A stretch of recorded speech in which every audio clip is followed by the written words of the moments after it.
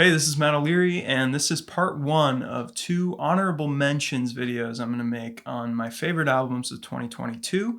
I did my top 20. That one is live, and you can find it on the link below. And on this one, I'm going to focus just on the more pure prog and jazz records. Whereas in the next one, I'll focus more on indie rock and pop and kind of odds and ends, all the other stuff. I listen to a lot of music in general, so if it's in this video, then it's the cream of the crop. It's not a middling album that maybe I heard once or twice and kind of thought, meh. These are albums I listened to throughout the year, really enjoyed, really strongly recommend.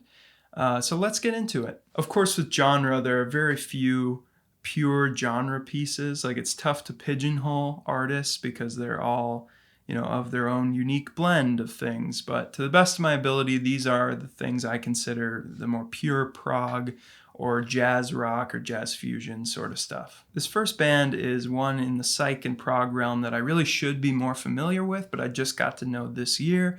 They're from Norway, and it's Motorpsycho's Ancient Astronauts. This album's made up of 3 long tracks and 1 eerie interlude that's shorter. It's quite jammy, quite psychedelic, and very riff-centric at times. It's very King Crimson-esque, like there's these ambient, angelic wails of mellotron that morph into grimy distortion on the opening track, The Ladder. But singer Bent Seether is definitely no Greg Lake. That's probably the weakest part of the record for me, is just his very meager voice, and it definitely needs a lot of effects to match the grandiosity of the instrumentals. But these frenetic extended jams are really excellent, and this album just makes me excited to go back and explore Motorpsycho's earlier material. So if you have a recommendation for where to start, do share. This next one probably belongs in the pop section, but there are enough prog elements here where they ended up landing in a lot of prog publications, and that is The Tipping Point by Tears for Fears. I love this album. I think it was just a really stellar surprise. I'm not too familiar with the dubbed classic records from the 80s. Outside of the hits, but this one really seems to be up to that standard. I love the variety, and I love the typically majestic production from these guys, and The Tipping Point is the prog pop song of the year in my mind.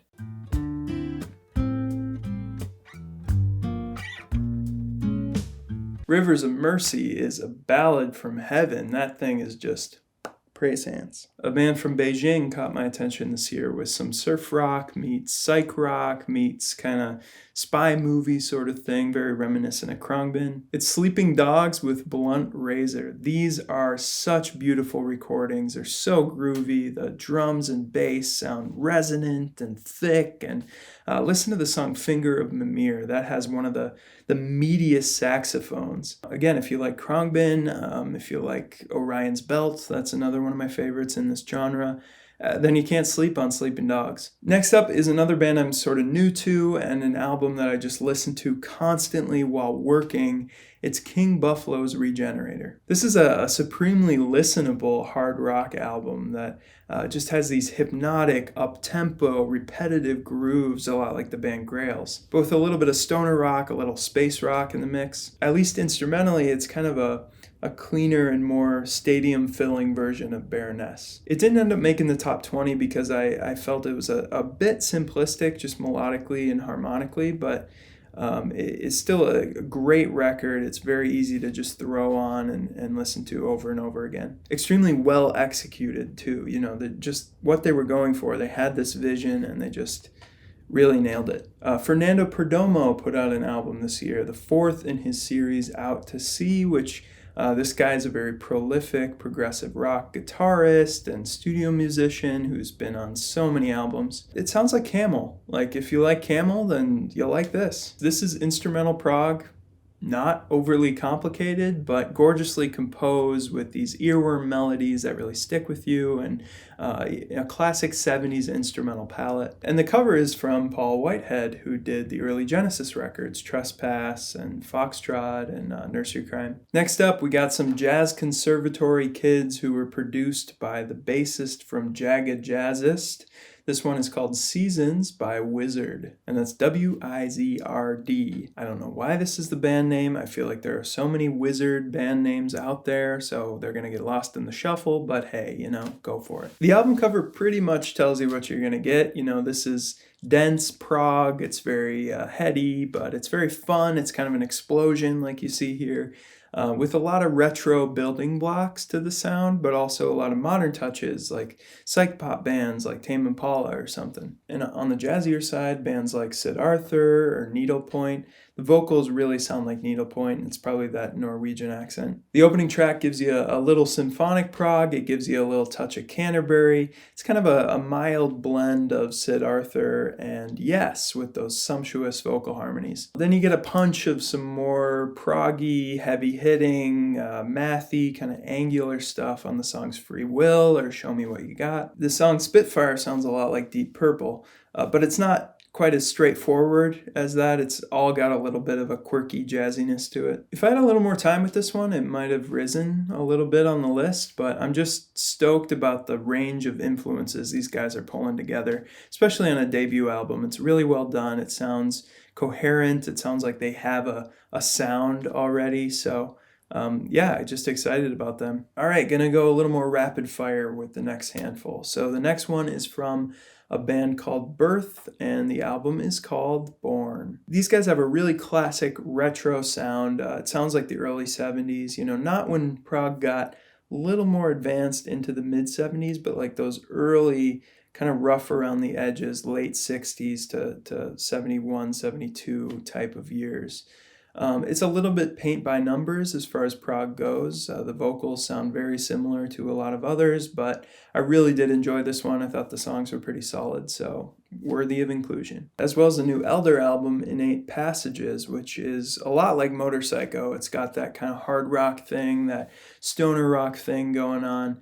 And honestly, this one I've just listened to a few times, so I don't really have a well-formed opinion yet, but I do like what I hear, and I'm excited to just hear it more and more. I feel like it's really going to grow on me, and I've been hearing so many good things about it out there. Then there was an EP put out by a band that I don't hear anything about, but I don't understand it whatsoever because I think they're just so unique in this space of instrumental rock and prog and jazz fusion.